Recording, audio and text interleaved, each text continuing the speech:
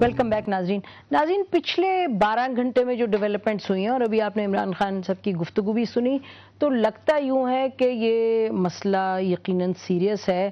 ہم پھر بھی دعا گو ہیں کہ خدا کرے کہ سب کلیئر ہو اور پلیئرز پر ہمارے کوئی تہمت نہ لگے, لیکن بہرحال سچویشن سیریس ہے. ہم عمران آپ سے یہ پوچھنا چاہتے ہیں, آپ اتنا انگلینڈ میں رہے and you been exposed to the system, جو پروسیس ہے جس پروسیس کے تھرو ہمارے جا رہے ہیں پلیئرز اس وقت, وہ پروسیس فیئر ہے, وہ آنیسٹ ہے, اس میں کوئی ہمیں کسی چیز کا ڈر تو نہیں کہ کوئی پاکستان کے خلاف جان کے کچھ کریں گے؟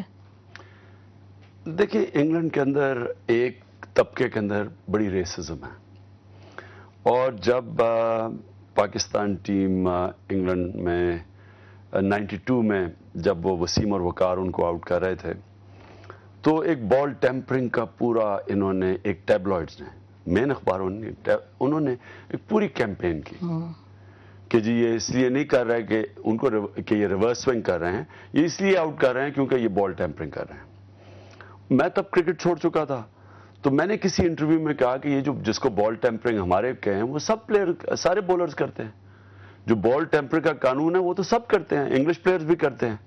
اس کے اوپر مجھے عدالت میں لے گئے ایئن بوتھم, اور وہ اینڈ میں کیس جیت گیا, اور وہاں جوری بھی انگریز تھی, جج بھی انگریز تھا, وکیل بھی انگریز تھے, اور ایئن بوتھم ہیرو تھا انگلینڈ کا, لیکن اس کے باوجود میں وہ کیس جیت گیا. تو میں کہنے کی کوشش کر رہا ہوں کہ وہاں کی ایک سیکشن ہے اس کے اندر کافی ریسزم ہے, اور وہ ہمیشہ ایکسپلائٹ کرتے ہیں. وہ ہمارے خاص طور پہ پاکستانیوں کے, میں نے شروع سے بھی نوٹس کیا تھا, تھوڑا زیادہ ہے, لیکن اتنا نہیں ہے. یہ جو ہوا ہے, اگر ہم یہ کہیں کہ صرف ایک پاکستان ٹیم کو ٹارگٹ کیا جا رہا ہے, یہی نیوز آف دا ورلڈ نے پرنس اینڈرو کی بیوی کو یہی سٹنگ آپریشن کیا. یہ مظہر جو ہے جس نے کیا ہے, اسی نے سٹنگ آپریشن کیا پرنس اینڈرو کی بیوی پہ. اس نے آپریشن ایک رگبی کا ان کا کیپٹن تھا, اس کے اوپر انہوں نے ایک لڑکی کے ساتھ سٹنگ آپریشن کیا. تو یعنی کہ یہ فیمس ہے, یہ کرتا ہے سب پہ. تو وہ ہم اگر اب ہم اپنی ٹیم کو اس کا ایک بہترین طریقہ اس کا ڈسکرائب کرنے کا سیناری کو یہ ہے کہ کچھ شہر دے لوگ بھی ظالم سن, کچھ سانو بھی مرندہ شوق بھی سی, کہ وہ بھی ادھر تیار تھے اور ہم نے بھی کچھ کیا ہے کہ جس سے ہم آج پھنس گئے ہیں اس میں. تو جو لیگل سسٹم ہے, جو انویسٹیگیشن کا سسٹم ہے, وہ فیئر ہوگا آپ کہہ رہے ہیں؟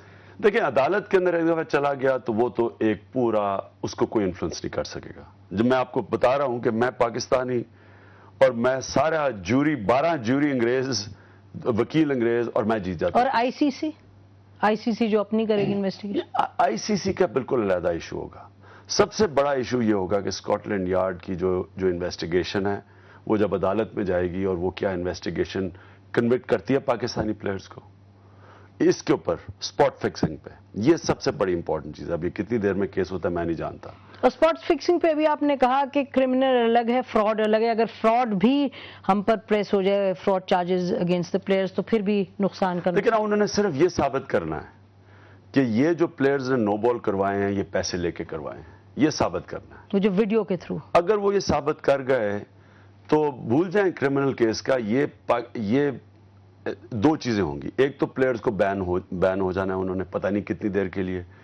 میرا اپنا خیال ہے کہ اسپاٹ فکسنگ کی کم سزا ہونا چاہیے اور میچ فکسنگ کی لائف بین ہونا چاہیے, کیونکہ اسپاٹ فکسنگ میں ٹیم ہارتی تو نہیں نا, میچ فکسنگ میں تو آپ پیسے لے کے اپنی ٹیم ہرا رہے ہیں, جو اسی آرٹیکل میں سڈنی ٹیسٹ میچ کے متعلق کہا گیا ہے, جدھر پاکستان بالکل جیت گیا تھا اور ادھر سے اینڈ میں میچ ہار گیا. تو میچ پورا نا, تو وہ اس کے اوپر تو سزا بالکل کٹ اینڈ ڈرائڈ, لائف بین. لیکن اسپاٹ فکسنگ سے ٹیم ہارتی نہیں ہے. مثلا میں اگر میچ میں 3 نو بال کر لوں, اسے ٹیم نہیں ہارے گی. عمران, پروگرام کا ٹائم ختم ہو رہا ہے, یہ بتائیے گا, 1 منٹ ہمارے پاس ہے, کہ پاکستان کی کرکٹ اب کیا کرے؟ یہ مطلب ایک متواتر 20-30 سال سے ہمارے ساتھ میچ فکسنگ کی جو ایک لت لگی ہے وہ تو رکتی نہیں ہے. لیکن نسیم, پاکستان میں ایک انقلاب چاہیے, سوچ کا انقلاب, مورل انقلاب, اخلاقیات کا انقلاب. ہمیں اپنی سوچ بدلنی پڑے گی. دیکھیں نا, آپ یہ یاد رکھیں کہ رول ماڈلز جو معاشرے میں ہیں, جو آپ کی لیڈرشپ ہے, اس سے ایگزامپل سیٹ ہوتا ہے. ایک کوئین وکٹورین کا ہسبینڈ تھا ایلبرٹ, اس کی وجہ سے سارے وکٹورین ویلیوز شروع ہو گئے, ایک صدی میں ایک قوم تبدیل ہو گئی. ہمارے نبی صلی اللہ علیہ وسلم نے ساری قوم کے ویلیوز چینج کر دیے, وہی لوگوں کو اٹھا دیا. ہم جب تک یہ فیصلہ نہیں کریں گے اس ملک میں کہ ہم نے اچھے کو اچھا کہنا ہے, برے کو برا کہنا ہے, ہم نے کرائم کے خلاف جہاد لڑنی ہے, ہم نے مجرموں کو اس ملک میں سزائیں دلوانی ہے بجائے بڑے عہدے دلوانے کی, جب تک یہ نہیں ہوگا آپ یہ نہ ایکسپیکٹ کریں کہ ایک کھلاڑی کرکٹ ٹیم کے جب وہ اس کا موقع ملے گا تو وہ یہ نہ سمجھے کہ میرا پیسے بننے کا چانس ہے, میں تھوڑا پیسہ بنا لوں. یہ ایک اوور آل معاشرے کی ایک بیماری ہے پاکستان جس کا میں لڑنا کنٹرول پڑے. بورڈ کو کیا کرنا ہوگا فوری طور پہ؟ پہلے تو پاکستان کرکٹ کا جو سارا سٹرکچر ہے وہ بدلنا پڑے گا. یہ سٹرکچر ہی غلط ہے کہ ملک کا صدر جو ہے اس کا کوئی کام نہیں ہے کرکٹ بورڈ کا چیئرمین اپوائنٹ کرنا. ادھر سے بیماری شروع ہو جاتی ہے. اس کو ادارہ بنائیں, پہلے ایک سٹرکچر ٹھیک کریں, پھر الیکٹڈ باڈیز ایک چیئرمین کو الیکٹ کریں جو اکاؤنٹیبل ہو ان کو, جو ساری دنیا میں ہے. جب یہ سٹرکچر ہی غلط ہے شروع سے, اس میں ہمیشہ خرابیاں آئیں گی, اس میں ہمیشہ ڈی سٹیبلائز ہوگی, ایڈ ہاک بیسس پہ کرکٹ چلے گی. جو پاکستان میں اتنا ٹیلنٹ ہے اس ملک میں, یہ جب محمد عامر جیسا ٹیلنٹ, جب کرائسس ہے محمد عامر جیسا ٹیلنٹ دنیا کی کرکٹ میں اس وقت یہ سب سے بہترین ٹیلنٹ ہے. اب اس طرح کے ٹیلنٹ جب ہو تو آپ سٹرکچر کو ٹھیک کر لیں, پاکستان کو کوئی نہیں ہرا سکتا. بہت شکریہ عمران. ناظرین, اسی پر ہم آج کا پروگرام ختم کرتے ہیں. یقیناً پاکستان کی کرکٹ ایک بہت سنگین بحران سے گزر رہی ہے. ہم دعا گو ہیں کہ آنے والے دنوں میں یہ بحران کم ہو اور ہم پھر سے کرکٹ کو اس طریقے سے انجوائے کریں کہ جیسے ہم کرتے تھے اس ملک میں. بہت شکریہ. خدا حافظ. پاکستان زندہ باد.